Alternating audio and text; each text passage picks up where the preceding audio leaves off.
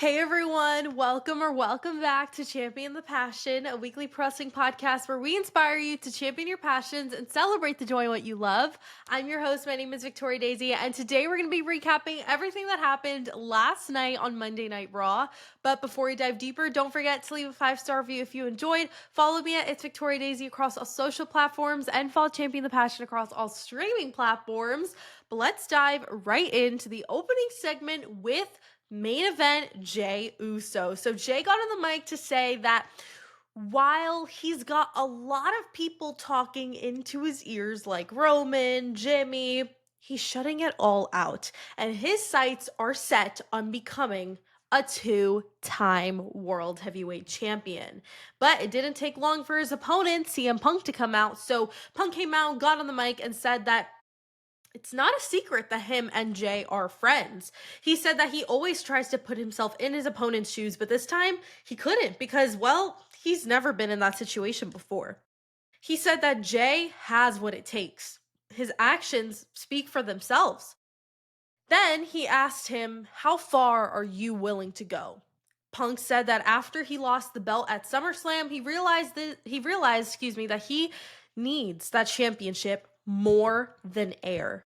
Punk said that once he beats the yeet out of Jey, how far is he willing to continue to go? Jey responded and said, "Let's go, Punk." He continued to say, quote, "Screw you, Punk. On Saturday, I'll show you who the best in the world is." And I thought that was a pretty good line, but that was the end of the segment. And to be quite honest with you, I saw someone on social media say that it was a nothing segment, which I kind of agree with. There wasn't anything revolutionary or something that I'd never heard of in this segment before. It was solid. And, the only thing that I will say is that Punk didn't paint Jey as the villain in this promo.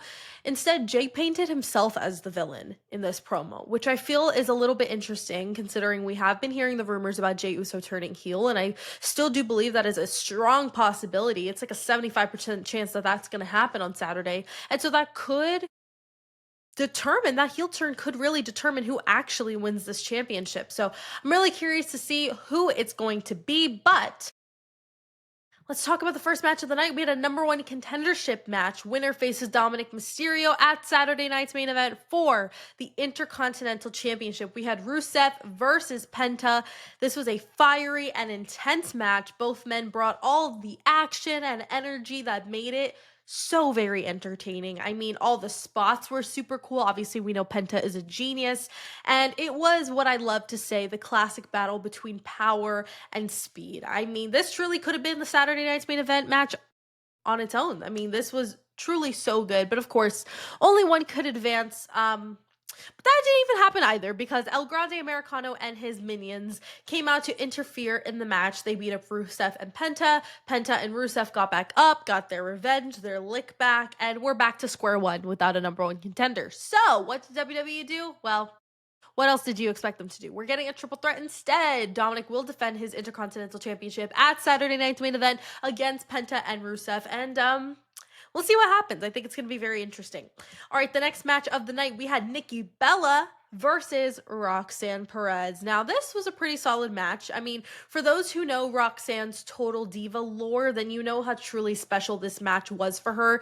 And I felt like this was a really good rookie/vet match where Nikki had her moments to shine, but this was truly all about showcasing Roxanne's movesets and abilities in the ring. And although I still 100% believe that Roxanne is very overrated, on a personal level, I am happy she got to have this moment with Nikki. And on the Nikki side of things, I thought that she looked solid. There was a couple points that I felt she did seem a little bit winded, but was still able, to carry through. And in the end, Roxanne Perez got the dub because of, I can't even speak. Raquel Rodriguez. Typical Judgment Day shenanigans. And after the match, Raquel and Roxanne attacked Nikki pretty viciously. And then her friend, Stephanie Vacquet, as she likes to say. No, I'm kidding. Stephanie Vacquet came out for the save, and they came out on top. But I actually made a video about this. I don't know by the time you're watching this if it's out yet or not on socials, but I really do feel that we are getting a Nikki Bella heel turn at some point. WWE has made it very clear that Stephanie and Nikki are friends. That's something that they really want us to know. And I feel like in time, Nikki is going to just revert back to who she is at her core, which is a heel. If you guys were around 10 years ago, then you know exactly every little thing to look out for heel Nikki. And I'm already seeing some glimpses of it. And it did get announced that next week on Monday Night Raw, we are getting Nikki Bella and the Women's World Champion Stephanie Vaquer versus Roxanne Perez and Raquel Rodriguez. So really curious to see what ends up happening there. Not that the heel turn is going to happen next week. I still think it's too early, but continuing on to plant those seeds. Very excited about that. Then the next match of the night, we had Braun Breaker versus LA Knight. Yeah, this was definitely a PLE caliber match. I mean, to be honest, I wasn't like we didn't need this match. I think they probably thought, oh, this is who they wanted to win the Battle Royal, so we're just going to give them this match. Kind of gave a little bit lazy, but I mean, I still thought it was like a good match on their end. I will say though, like after Seth's injury, the story has me kind of uninterested. I don't know what they're going to do. It feels like they're buying time, waiting for his return. And yeah, the match was good in theory, but it didn't do it for me fully. But in the end, Braun Breaker did take the W. Then we had the semi-main event, JD McDonough versus Sheamus. Now, to be honest, this was a stupid and pointless match. I mean, I don't know truly who came up with this. So I'm going to tell you who won, and we're going to move on to the main event. Okay, JD McDonough won. Shock, shock. Anyways, let's move on to the main event. We had the Women's Tag Team Championships on the line. Charlotte Flair and Alexa Bliss defending against Lyra Valkyria and Bayley. Now, this was such a fun match, and I was so excited that we got a women's 2010s nostalgia match, especially in the main event slot. I mean, there were so many good spots, so many good edge of my seat moments that got me so hyped. I mean, I love this tag run between Charlotte and Alexa. I think that it's a pairing we never knew we really needed. And at first, I remember thinking this is so stupid, but now I'm like, oh, I love this. This is so good.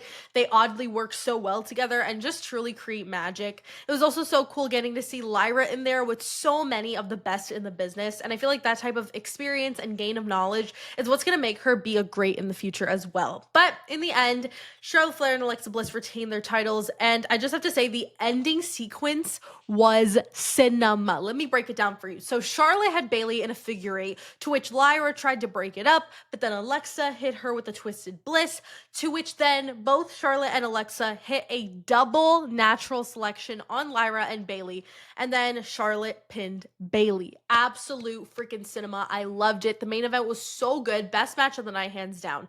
But after the Kabuki Warriors came out, surprise, surprise, to beat the absolute crap out of everyone.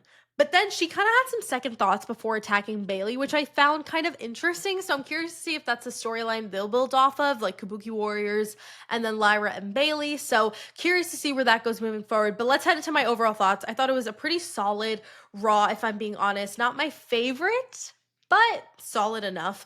My match of the night was hands down the main event. I mean, holy crap, that was PLE caliber worthy right there. So good. Some of the best work I've seen in a minute. My segment of the night was the Jey Uso and CM Punk segment. To be honest, if there was other segments, I probably wouldn't pick this one, but we didn't really have any other promos, to be honest, which I was kind of shocked about.